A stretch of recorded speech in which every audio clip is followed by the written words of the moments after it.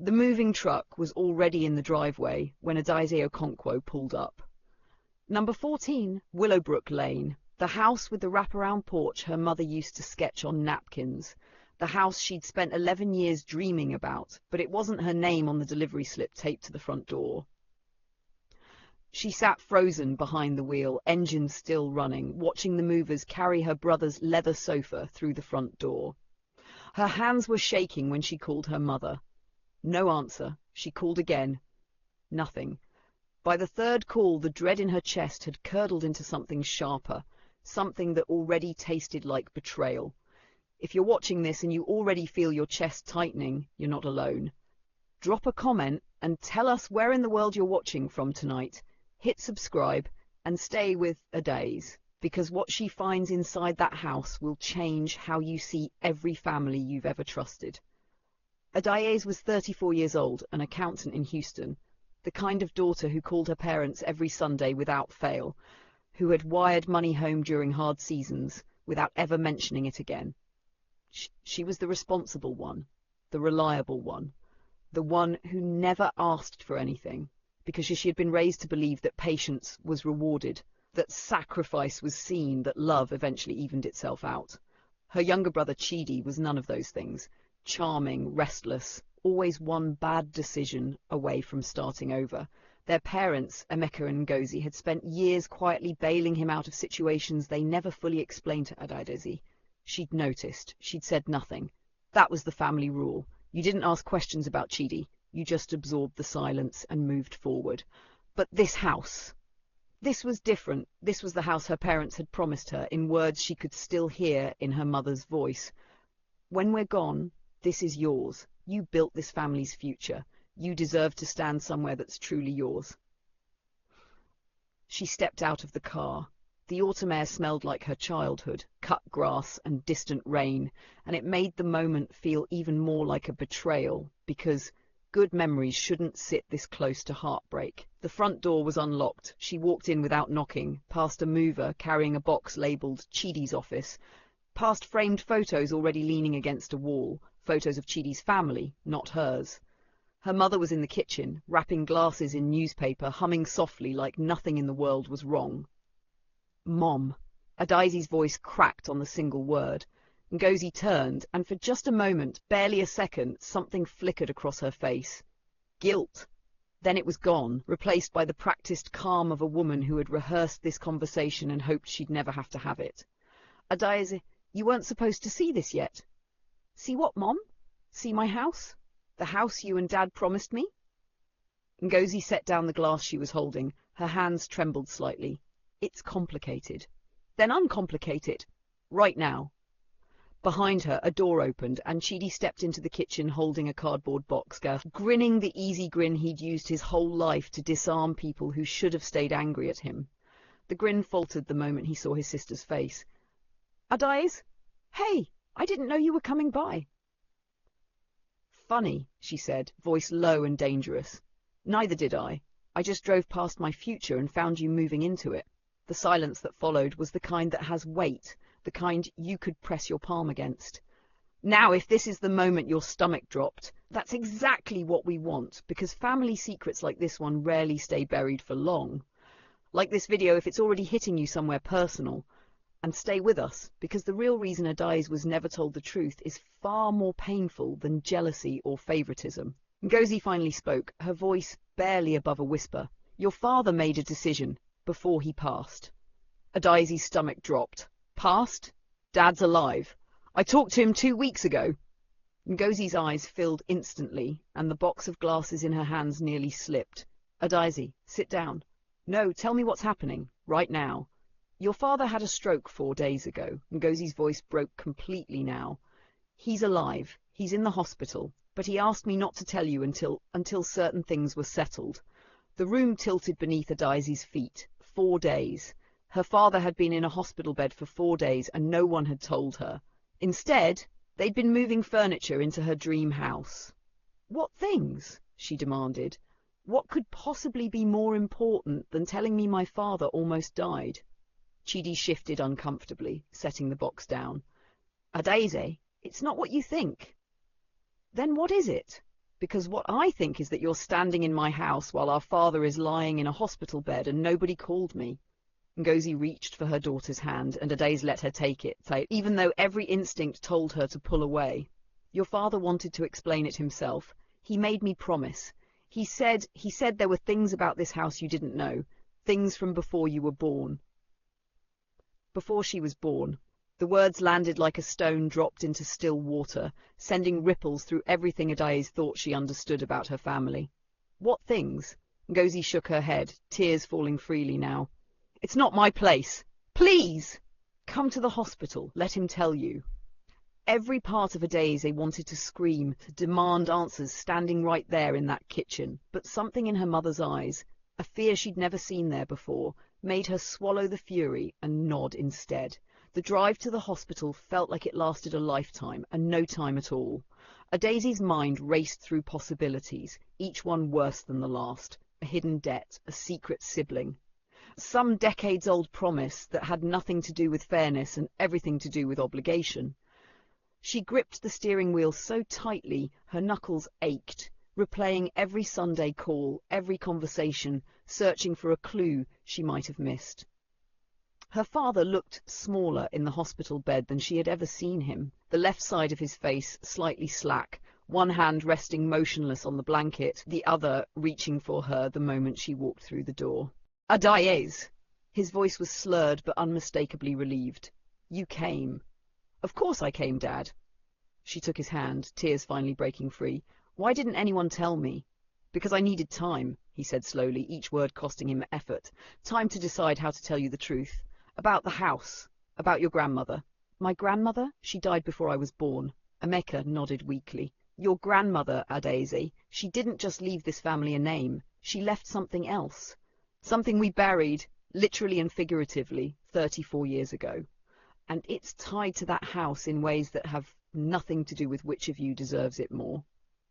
If you've ever felt like your family kept something from you for your own good, comment below, because Adaeze's story is about to show exactly how far that kind of silence can go.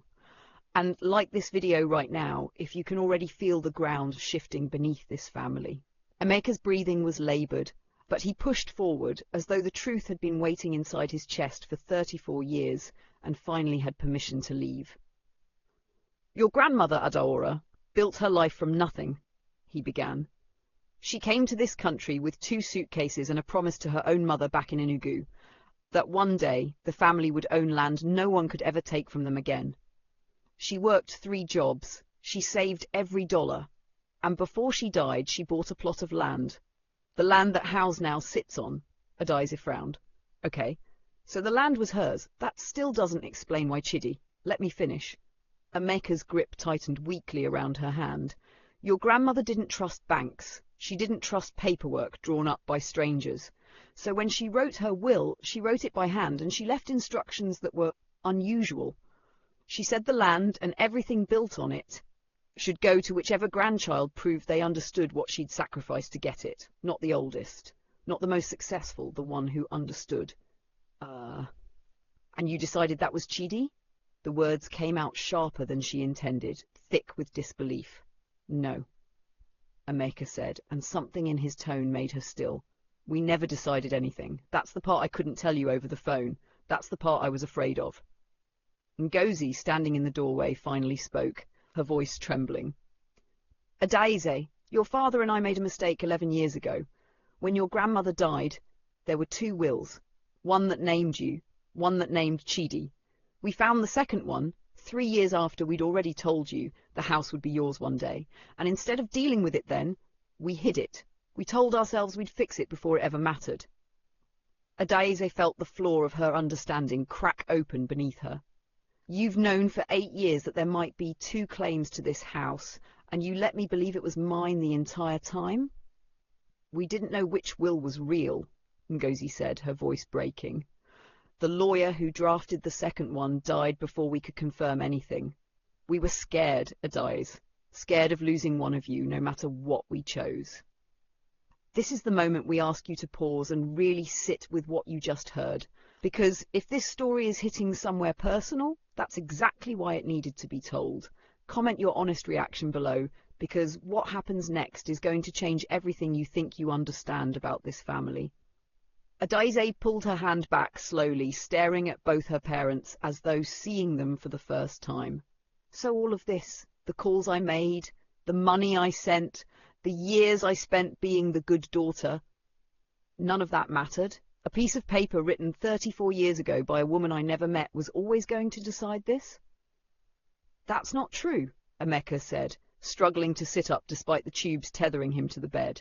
Adaeze, listen to me. There's something else, something your grandmother wrote in a letter, sealed, meant to be opened only if both wills were ever found. I found it 3 days ago, right before the stroke. Ngozi's breath caught audibly. Emeka, you never told me that. I was going to. I was waiting until I could explain it properly. He reached toward the drawer of the small bedside table, fingers trembling. It's in there. I had your mother bring it from the house this morning before either of you knew I was even here. Adaeze opened the drawer with hands that no longer felt like her own. Inside was a yellowed envelope, her grandmother's handwriting faded but legible across the front. For whichever of my grandchildren stands in that kitchen when the truth finally comes out, read this before you let anger decide anything. The room went utterly silent. Even the machine seemed to hush. She knew, Adaeze whispered. She knew this would happen, decades before I was even born. Open it, her father urged, his voice barely audible now, exhaustion pulling at him. Adaeze's fingers trembled as she broke the seal. The paper inside was brittle, the ink slightly faded, but every word had been written with obvious, deliberate care. She read it aloud, her voice unsteady. To whichever of you is standing there right now, hurting, confused, maybe even hating your parents a little, I am sorry. I wrote 2 wills not to create a war, but because I could not decide, in my own heart, which of you would need this house more when the day finally came. I built this from nothing so my grandchildren would never have to feel small. But love divided by fairness is still love. If you are reading this together, that means the secret held long enough for both of you to become who you needed to become first. Now look at each other. Not the house, at each other. That is the real inheritance. Silence swallowed the hospital room. Adaeze looked up and found Chidi standing in the doorway. She hadn't even heard him arrive. His eyes wet, his jaw tight, with an emotion she'd never once seen on her brother's face. Shame. I didn't know about the letter, he said quietly. I swear, Adaeze, I didn't know any of this.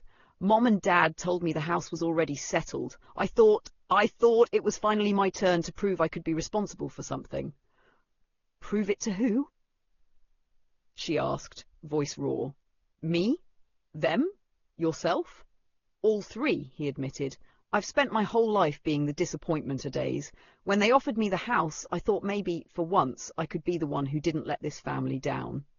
For the first time since she'd pulled into that driveway, Adaeze felt something other than fury. She felt the outline of a grief she hadn't let herself name, not grief over a house, but grief over years spent being the strong one, while her brother quietly drowned in the belief that he wasn't enough. If this story is making you think differently about a sibling, a parent, or a choice your own family never explained to you, this is exactly the moment to comment and let it out. And if you believe every family is hiding at least one story like this one, hit like right now, because the truth isn't finished yet. But grandmother's letter, for all its grace, had not answered the one question burning loudest in Adaeze's mind. Which will was legally valid, and whose name, in the end, the county records actually recognized. 2 days later, sitting in a lawyer's office with her mother, her father discharged but weak, and Chidi beside her for the first time in years without an argument between them, Adaeze finally learned the truth that no letter could soften. The lawyer, an older woman named Mrs. Adeyemi, who had inherited the firm from the original attorney who drafted both wills, slid a single document across the table. There's something your family never knew, she said carefully. The second will, the one naming Chidi, was never properly witnessed. Under state law, it's not valid. Legally, the house has only ever belonged to Adaeze. The room went still. Chidi's face didn't crumble the way Adaeze braced for. Instead, something quieter passed over him. Acceptance, maybe even relief, as though a weight he hadn't realized he was carrying had finally been set down. Then it's settled, he said softly. It's yours, Adaeze. It was always supposed to be yours. But Adaeze surprised everyone in that room, including herself. No, she said, it's not that simple anymore. She looked at her brother, really looked at him, and thought about their grandmother's words. Look at each other. Not at the house. Grandmother didn't leave 2 wills because she was careless, Adaeze said slowly. She left 2 wills because she knew this exact moment would come, the moment where we'd have to decide what kind of people we wanted to be when it stopped being about paperwork and started being about each other. She turned to Mrs. Adeyemi. I want to add Chidi's name to the deed. Not because the law requires it, because our grandmother wanted us to choose each other, not a house. Chidi's composure finally broke, tears spilling freely as he reached for his sister's hand across the table, the same hand she had pulled away from her mother days earlier, now offered willingly to her brother. This is the moment we build toward every single time. Not the twist, not the secret, but the choice made after the truth comes out.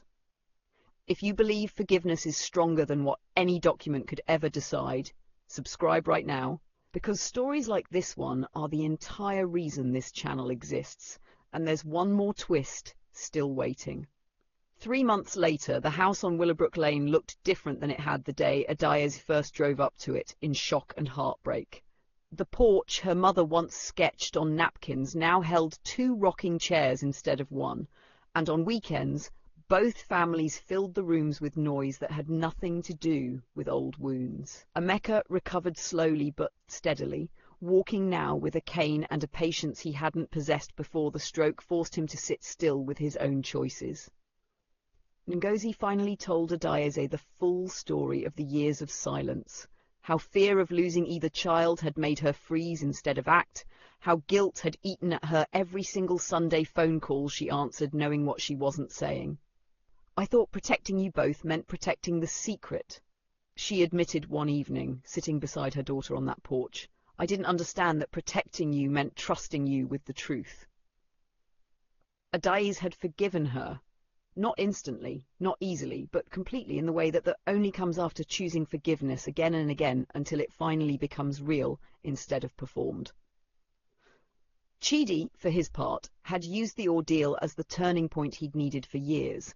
He'd started a small contracting business, renovating the very house he'd once tried to move into, not as an owner staking a claim, but as a brother finally building something worth being proud of.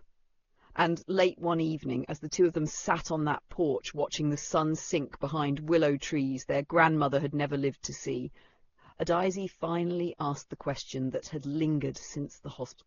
Do you ever wonder what would have happened if you'd never known about the second will? If you'd just moved in and never told me? Chidi was quiet for a long moment. Every day, he admitted. But I think some part of me always knew it wasn't really mine to keep. Not because of a lawyer or a piece of paper, because I hadn't earned the version of myself grandmother was hoping for yet. Maybe I still haven't. You have, Adaeze said quietly. You're here. That's more than most people ever manage. Before you go, we need you to subscribe, share this story with someone who needs to hear it tonight, and comment the biggest lesson you're taking away. Because somewhere out there, someone is living through their own version of this exact moment, and they need to know they're not alone. Grandmother Adora never lived to see her grandchildren sitting side by side on that porch, but perhaps, in the way that matters most, she had always known this moment would come. She hadn't left behind a house divided by 2 competing claims. She had left behind a mirror waiting patiently for 34 years for the day her grandchildren would finally look into it and see not a rival, but a reflection of everything worth protecting. Because in the end, love was never about who the paperwork named.